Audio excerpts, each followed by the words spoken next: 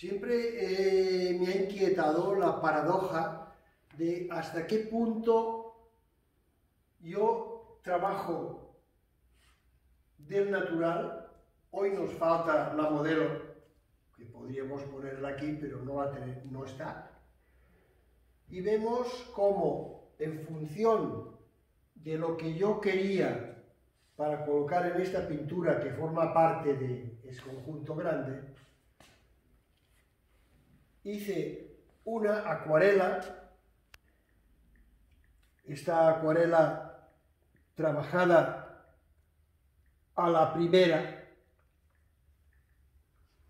y bastante dominada por la observación de detalles, incluso de color,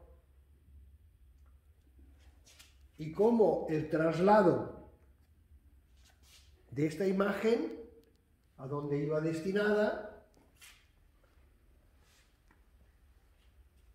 se cambia el punto de vista.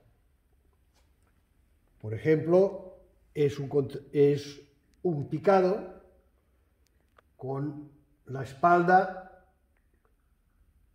al nivel de la nariz.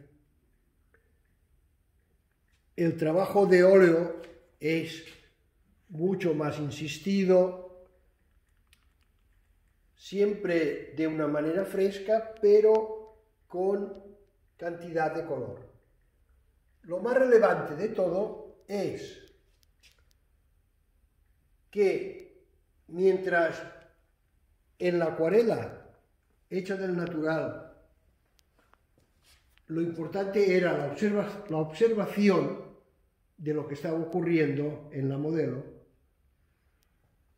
en la pintura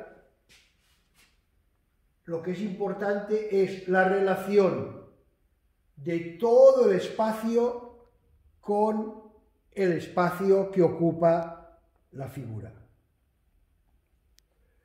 Y aquí yo pienso que extrañamente tiene más peso real la figura en ese contexto que en la observación del natural. Espero que os convenza esta explicación y que sigáis con vuestras suscripciones a mi canal. Muchas gracias.